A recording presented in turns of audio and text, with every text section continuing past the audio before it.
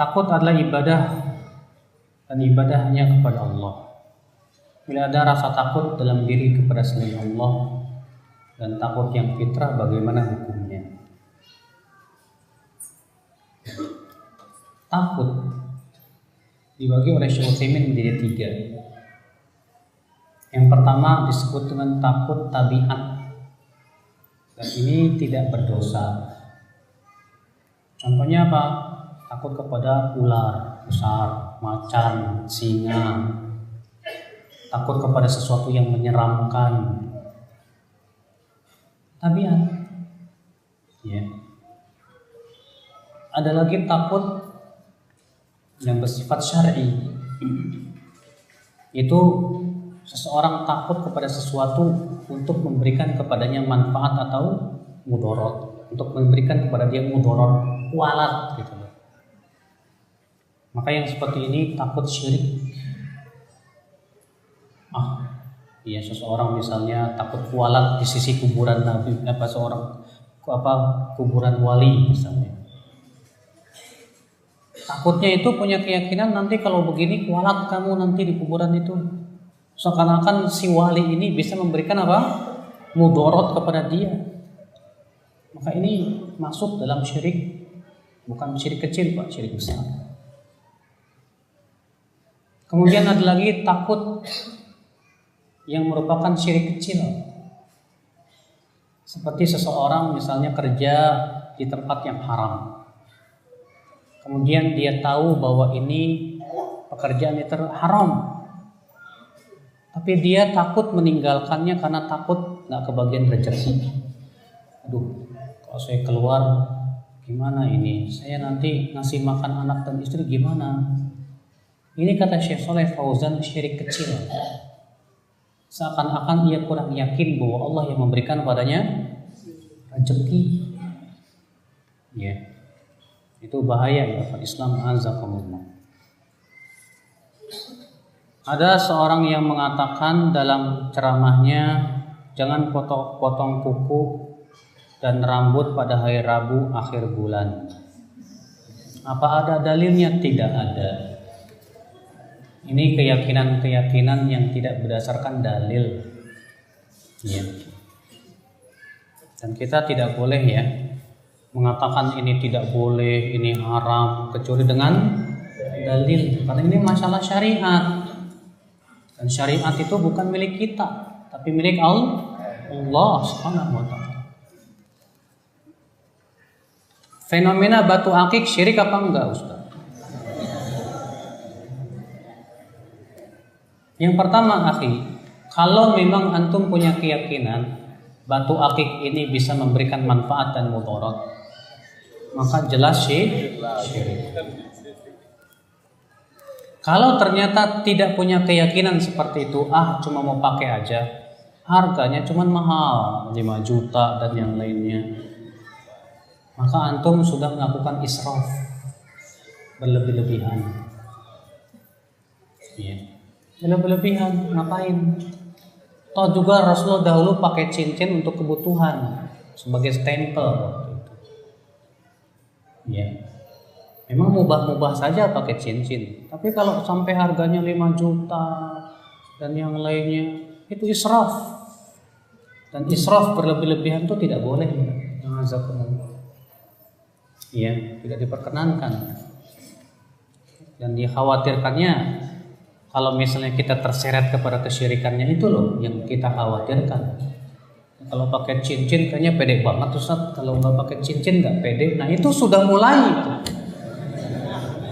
mulai jatuh ya kepada kesyirikan.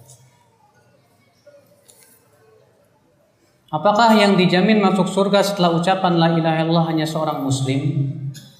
Oh begini pertanyaannya ya. Apakah yang dijamin masuk surga setelah ucapan la ilaha hanya seorang muslim? Kan orang kafir kalau mengucapkan la ilaha otomatis jadi muslim kan? Iya enggak? Kalau dia memang bersyahadat di hadapan antum, saya masuk Islam, asyhadu an la ilaha illallah wa asyhadu anna muhammadar rasulullah, muslim dia. Ya.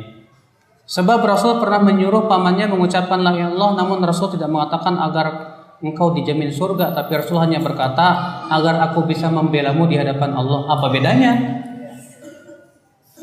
Agar aku bisa membelamu artinya membelamu dari api neraka. Kalau dibela api neraka kemana dimasukinnya?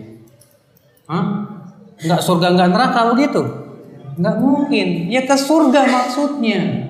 Pahami makna sabda Rasul tersebut dengan benar. Iya.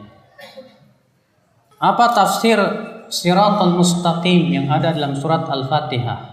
Itu kan ditafsirkan oleh Allah sendiri dalam ayat itu. Ihdinas siratal mustaqim. Setelah itu Allah apa? Siratal ladzina an'amta 'alaihim ghairil maghdubi 'alaihim waladdallin. Itu tafsirnya. Itu jalannya orang-orang yang engkau berikan nikmat atas mereka. Siapa?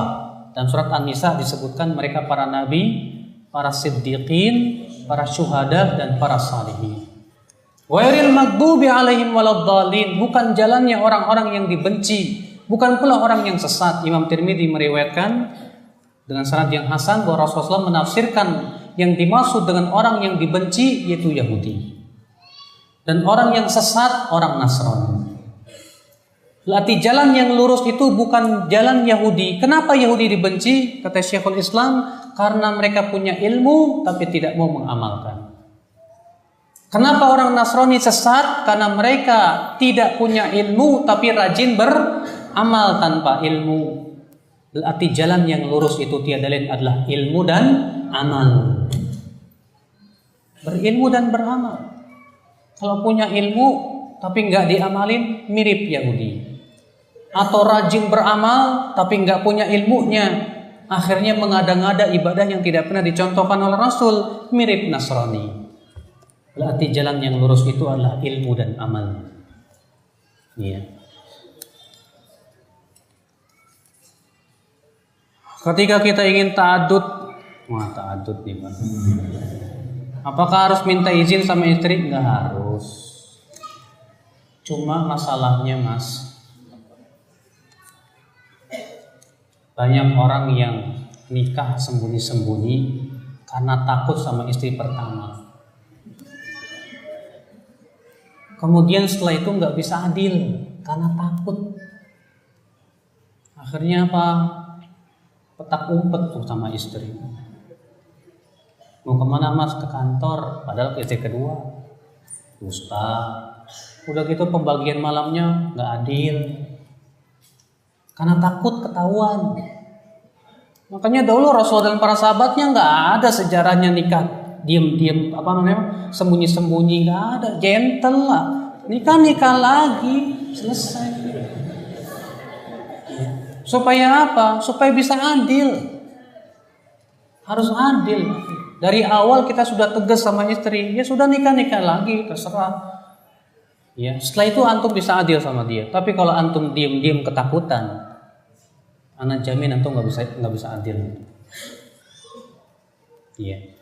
Sulit untuk adil ya. Kecuali setelah diam-diam baru terang-terangan gitu.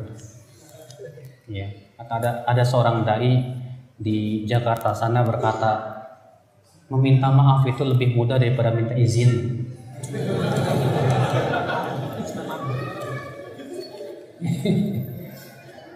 Kayaknya bapak bakalan ada yang ini mempraktekkan langsung gitu.